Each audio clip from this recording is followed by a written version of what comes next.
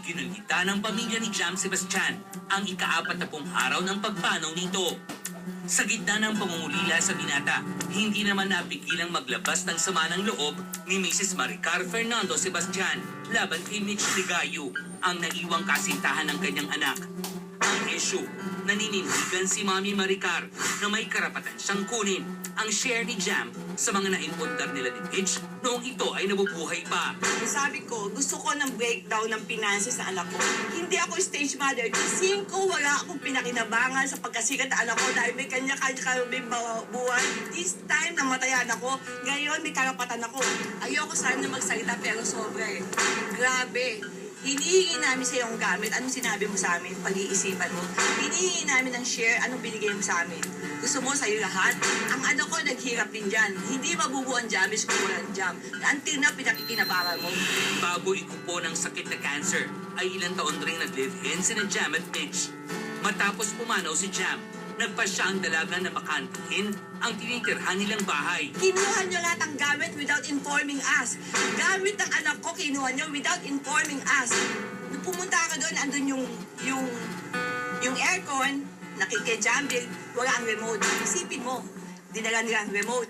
Tapos ang mga naiwan doon, mga kumot, mga una na ginamit ni Jambil at yung hospital bed na bago yun nandun, pati wheelchair niya, yun na lang natira. Binigay nila sa amin ng PC, walang hard drive. Yun lang ang remembrance sa anak ko na dapat sa amin. Kinuha niyo pa. Naniniwala rin si Mami Maricar na hanggang ngayon ay may nakukuha pa rin kita si Mitch mula sa popular YouTube channel na binuo nila ni Jam. Nung namatay ang anak ko, ang cellphone ng anak ko nasa amin. Tinira mo kay Excel, ano ginawa mo? Nilog out mo ang Facebook, nilog out mo ang email, nilog out mo lahat. Nilog out mo ang damage page. During the week yan, bakit? Para mawala kami ng access dahil alam mo, sa damage page, nagkakakitaan niya na until now, sinabi niyo na hack. Tapos, ang sa Google na anak ko, nilog out mo ang email, bakit? Kasi doon pumapasok ang sinusweldo nyo for YouTube. Na until now, ikaw ang nakikinabang. Kaya sino kayo na mukhang pera sa amin dalawa? Sino kayo na mukhang pera?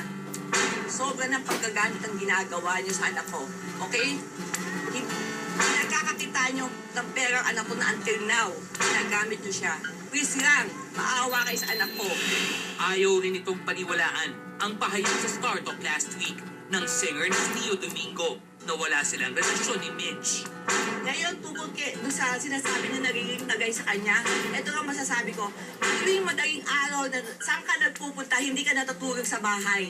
Sasabihin mo magkaibigan na kayo, bakit mas marami ka pang time sa kanya? Nasaan ka? Na alam mo, kailangan ka ni Jan. Kay Neo, pre. Pakasuko ka naman, pre. Huwag kang magtago dyan.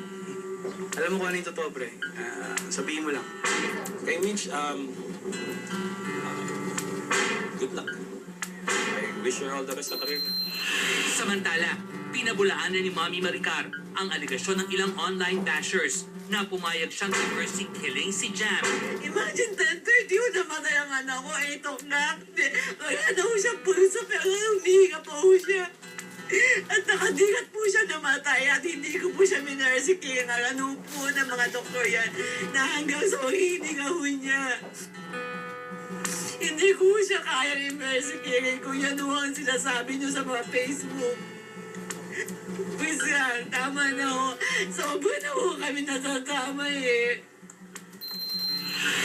At bilang huling mensahe kay Mitch, Mrs. Sebastian has this to say. Kinakausap ko ang anak ko. Sabi ko, anak, hindi ako titigil hanggat hindi ko binibigyan ng katangungan kung ano ba yung dapat para sa'yo. Hindi ako humingi na simpatya. Hindi ako humingi na kakampi. Ang totoo lang sinasabi ko. Ngayon, kung bubuelta kayo sa akin, nakahanda akong mamatay. Maninindigan ko lahat na sinabi ko. Kahit saan tayo mapunta. Sinubukan ng Star Talk na kunin ang panig ni Mitch Ligayo. Ngunit tumanggi itong magbigay ng pahayag.